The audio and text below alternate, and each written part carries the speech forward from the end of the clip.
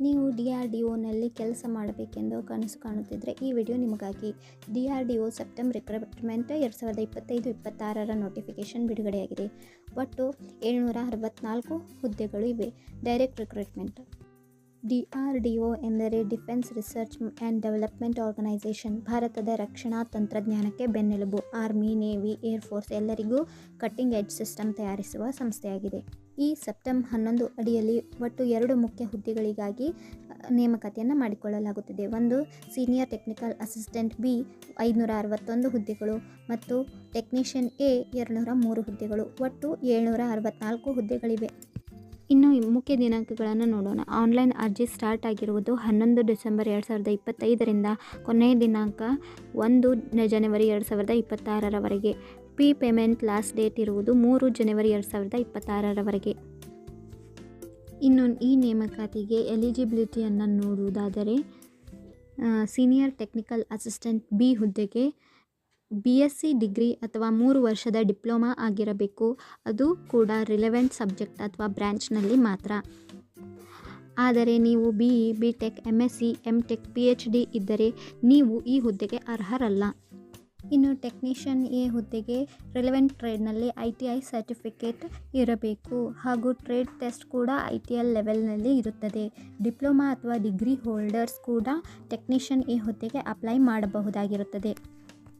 Apply ಮಾಡುವವರು official ನೋಟಿಫಿಕೇಷನನ್ನು ಸಂಪೂರ್ಣವಾಗಿ ಓದಿ ನಂತರ ಅಪ್ಲೈ ಮಾಡಿ. ಇನ್ನು ಸ್ಯಾಲ್ರಿ ಡೀಟೇಲ್ಸನ್ನು ನೋಡುವುದಾದರೆ ಸೀನಿಯರ್ ಟೆಕ್ನಿಕಲ್ ಅಸಿಸ್ಟೆಂಟ್ Bಗೆ ಪೇ ಲೆವೆಲ್ 6ರ ವೇತನ ಶ್ರೇಣಿ ಸಿಗಲಿದೆ. ಸುಮಾರು 35,000ದಿಂದ 1,12,000ವರೆಗೆ. ಇನ್ನು ಟೆಕ್ನಿಷಿಯನ್ Aಗೆ ಪೇ ಲೆವೆಲ್ 2ದ ಸ್ಯಾಲ್ರಿ ಸಿಗಲಿದೆ. 19,000ದಿಂದ 63,000ವರೆಗೆ ಇರುತ್ತದೆ. ಇನ್ನು ಅಪ್ಲಿಕೇಶನ್ ಫೀಯನ್ನು ನೋಡುವುದಾದರೆ for senior technical assistant B ಹುದ್ದೆಗೆ ಅನ್ರಿಸರ್ವ್ಡ್ OBC ಮತ್ತು EWS ಅಭ್ಯರ್ಥಿಗಳು 750 ರೂಪಾಯಿಗಳು ಹಾಗೂ ಮಹಿಳಾ ಅಭ್ಯರ್ಥಿ SC ST ಮತ್ತು ಅಂಗವಿಕಲ ಅಭ್ಯರ್ಥಿಗಳು 500 ರೂಪಾಯಿಗಳನ್ನು ಭರಿಸಬೇಕಾಗುತ್ತದೆ.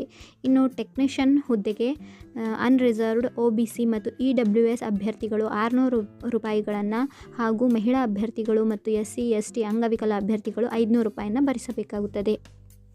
ಇನ್ನು 500 ರೂಪಾಯಿಗಳನ್ನು ರೀಫಂಡ್ ಮಾಡಲಾಗುತ್ತದೆ ನೀವು ಟೈರ್ 1 ಎಕ್ಸಾಮ್ ಬರೆದರೆ ಮಾತ್ರ.